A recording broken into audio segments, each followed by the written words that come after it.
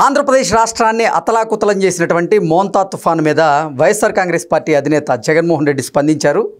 ఆయన తన పార్టీ నేతలతో వీడియో కాన్ఫరెన్స్లో మాట్లాడుతూ మోంతా తుఫాన్ ఒక మ్యాన్ మేడ్ తుఫాన్ అని, ప్రభుత్వం ఈ తుఫాను నేపథ్యంలో విఫలమైందని, 10 లక్షల ఎకరాలలో పంట నష్టం జరిగింది, రైతులు భారీగా నష్టపోయారు అంటూ జగన్మోహన్ రెడ్డి ఆ తుఫాన్ను ఉద్దేశించి ప్రభుత్వం మీద ఆయన బురద జల్లేటువంటి ప్రయత్నం చేస్తున్న నేపథ్యంలో ఈ అంశం మీద మనం పూర్తి స్థాయిలో విశ్లేషణ చేసుకుందాం.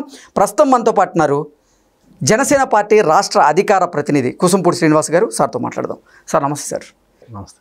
మోంతా తుఫాన్ను ఉద్దేశించి జగన్మోహన్ రెడ్డి తన పార్టీ నేతలతో వీడియో కాన్ఫరెన్స్లో మాట్లాడుతూ ఇది మ్యాడ్ మైండ్ తుఫాన్ అన్నట్లుగా ఆయన మాట్లాడుతూ ఉన్నారు. ప్రభుత్వం ఈ తుఫాన్ నేపథ్యంలో విఫలమైంది అన్నట్లుగా ఆయన ప్రభుత్వం మీద కూడా విమర్శలు చేస్తూ ఉన్నారు. దీన్ని ఎలా చూడాలంటారు సార్? కృష్ణ గారు, మీరు అన్నట్టుగా ఈరోజు జగన్మోహన్ రెడ్డి గారు వచ్చి చాలా కష్టసాధ్యంతో వచ్చాడు. పాపం మనం అయితే ఫ్లైట్స్ లేవని చెప్పేసి క్యాన్సిల్ అయ్యిందంటే నిన్న ఫ్లైట్స్ ఉన్నాయి కాబట్టి వచ్చాడు. సహజంగానే వచ్చాడు, ప్రెస్ మీట్ పెట్టాడు, కాన్ఫరెన్స్ కాల్ అనుకుంటా పెట్టి కొన్ని రైతులకి ఏమన్నా పలానా విధంగా సాయం చేయండి, అండగా నిలబడండి అని పార్టీ శ్రేణులకు పిలుపునివ్వడం అనేది ఒక ధర్మం. అంతవరకు చేస్తారు ఏ ప్రతిపక్ష నేత అయినా. ఎందుకంటే కృష్ణ గారు, టెర్రరిస్టులు కూడా ప్రకృతి విలయాలు సంభవించినప్పుడు వాళ్ళ కార్యక్రమాలు ఏం చేయరు. టెర్రరిస్టులు కూడా అంతకంటే ప్రమాదకారి. ఎందుకంటే ఒక పక్కన కూటమికి సంబంధించినటువంటి నాయకులు అందరూ, చంద్రబాబు దగ్గర నుంచి పవన్ కళ్యాణ్ గారి దగ్గర నుంచి లోకేష్ గారు దగ్గర నుంచి మంత్రులు, తర్వాత ఏమో అందరూ ఎమ్మెల్యేలు ఎంపీలు అందరూ కూడా నిరంతరం క్షేత్రస్థాయిలో ఉండి పైనుంచి చంద్రబాబు గారు, పవన్ కళ్యాణ్ గారు, వీళ్ళందరూ లోకేష్ గారు ఆర్టీజీఎస్ ద్వారా వీళ్ళు ఇచ్చేటువంటి సూచనలు సలహాలను తీసుకుని అధికారులతో మమేకమయ్యి ఎక్కడికెక్కడ సాధ్యమైనంత వరకు ఆస్తి నష్టాన్ని ప్రాణ నష్టాన్ని తగ్గించడానికి విశ్వ ప్రయత్నం చేశారు. దాంట్లో సఫలీకృతం అయ్యారు. ఎందుకంటే టెక్నాలజీ పెరిగింది. టెక్నాలజీ పెరిగిన తర్వాత తుఫాను ఎప్పుడు వస్తుంది, ఎంత ఏ స్థాయిలో వస్తుంది అని తెలిసిన తర్వాత దాన్ని తగ్గట్టుగా ఏర్పాట్లు చేసి ప్రజలందరినీ అక్కడ తరలించడం. ఎందుకంటే ఊళ్ళు ఖాళీ చేయాలండి కొంత. కృష్ణ గారు, ఎంత తుఫాను వచ్చినా కొంతమంది కదలరు, కొంత బలవంతంగా ఖాళీ చేయించాలి. వాళ్ళందరినీ బతిమాలి ముందే హెచ్చరించి వాళ్ళందరికీ తీసుకెళ్ళి వాళ్ళకి ఆ సరైన ఆహారం ఇవ్వాలి. అన్నిటికంటే ప్రమాదం అంటే చుట్టూ నీరు ఉంటుందో తాగడానికి నీళ్ళు ఉండవు. మంచినీరు ఇంపార్టెంట్, పిల్లలకేమో పాలు ఇవ్వాలి. దాంతోపాటు ఏమైంది, ఆ సమయంలోని వ్యాధి ప్రబలిస్తూ ఉంటాయి. అందుకని చెప్పేసి ఆరోగ్యపరమైనటువంటి రక్షణ తీసుకోవాలి. ఆ షెల్టర్ మళ్ళీ తుఫాను ఏంటంటే దిశను మార్చుకుంటుంది. మార్చుకుంటున్నప్పుడు దాని ప్రభావం 2-3 రోజులు ఉండొచ్చు. అందుకని మళ్ళీ తిరిగి వాళ్ళు వెళ్ళిపోకుండా వాళ్ళు ఉన్నంతకాలం వాళ్ళకి తగినటువంటి సపర్యలన్నీ చేయాలి.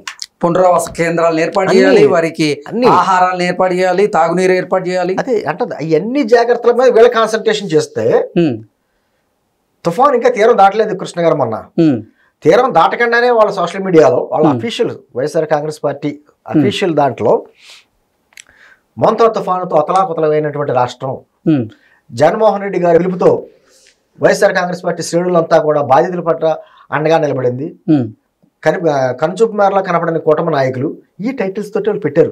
అసలు తీరం రాలేకలేదు, ఇంకా తీరం తాకలేదు తుఫాను రాకుండానే ముందు పెట్టినటువంటి స్టేట్మెంట్లు. అప్పుడే అర్థమైంది వాళ్ళ మనస్తత్వం ఏంటన్నది. సరే, అక్కడగా ఉంటే ఈ రోజు నేను పెట్టేది తెలిస్తే ప్రెస్ మీట్ అయిన తర్వాత వాళ్ళ సాక్షులు అంటే చూడండి సోషల్ మీడియాలో ఏంటి, సీఎం కాకపోయినా తుఫాన్ ఆపిన మగాడట జగన్మోహన్ రెడ్డి. సీఎం కాకపోయినా తుఫాన్ ఆపగలిగిన మగాడట. అది కాకుండా చంద్రబాబు గారు ఏంటంటే మ్యాన్మేడ్ ఏంటి, దాని విచిత్రంగా మాట్లాడాడు. ఈ తుఫాను కూడా ఏదో చంద్రబాబు గారు సృష్టి అట.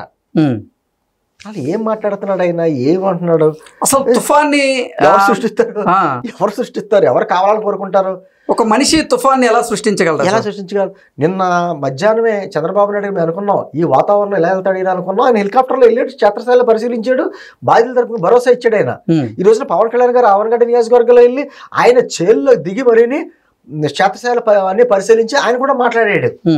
లోకేష్ గారు ఆర్టీజీఎస్ ద్వారా ఆయన నిద్రపోకుండా అర్ధరాత్రి అంతా కూర్చుని అధికారులకు ఎప్పటికప్పుడు సూచనలు సలహాలు ఇచ్చుకుంటారు. కలెక్టర్లు, అధికారులు, కింద నుంచి పారిశుధ్య సిబ్బంది కాడించి ఎలక్ట్రికల్ సిబ్బంది, విద్యుత్ సరఫరాకి ఆటంకం కలగకుండా, ఎక్కడికక్కడ రోడ్లు బ్లాక్ అవ్వకుండా చెట్లే కొట్టడం, అందరూ కలిసికట్టుగా సంయుక్తంగా సమిష్టి కృషి చేశారు. కాబట్టి చాలా భారీ నష్టం తగ్గింది. ఖచ్చితంగా వీటి ప్రభావం రైతుల మీద ఉంటుంది. సార్, ఇంచుమించు 1,28,000 హెక్టార్లు నీట మునిగినాయి అని చెప్పేసి 56,000 మంది చెందినటువంటి రైతులకు సంబంధించినటువంటి భూమని వీళ్ళకి ఏ విధంగా న్యాయం చేయాలని చెప్పేసి ఖచ్చితంగా రైతులందరికీ న్యాయం చేస్తాను హామీ చంద్రబాబు గారు పవన్ కళ్యాణ్ గారు ఇవ్వడం జరిగింది. ఈ లోపుగానే ఇతనేమంటాడో ఆల్రెడీ మేము ఏదో ఈ క్రాప్ ఇచ్చాం, రైతులకి ఆ పథకాలు ఇచ్చాం, ఈ పథకాలు ఇచ్చాం, ఈ కూటమి ప్రభుత్వం ఆపేసింది. ఎవరు ఆపేశారు? అసలు రైతుల గురించి రైతులకు భరోసాగా మాట్లాడేటువంటి హక్కు జగన్మోహన్ రెడ్డికి ఎలా ఉంది? ఎక్కడుంది? వాళ్ళ మేనిఫెస్టోలో పెట్టిన రైతు గురించి అంశాల్లో ఏదైనా పూర్తిగా నెరవేర్చాడా? అంటే నేను అంటుంది మ్యానుఫ్యాక్చరింగ్ డిఫెక్ట్ అండి.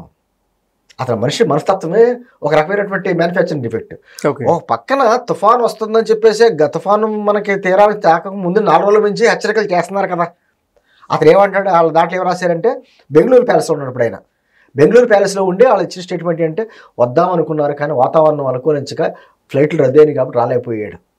మరి నిజంగా ప్రతిపక్ష నేత కావాలని మీరు ఇందా చెప్పారు చూసారా, ఆ ప్రతిపక్ష నేత హోదా కావాలనుకున్న వ్యక్తి ముందుగానే ఉండాలిగా. బుడమేరు వరద వచ్చినప్పుడు ₹1 కోటి పరిహారం ప్రకటించాడు. ఎవరికి ఇచ్చాడు ఆ ₹1 కోటి? ఎవరికి ఇచ్చాడో తెలియదు.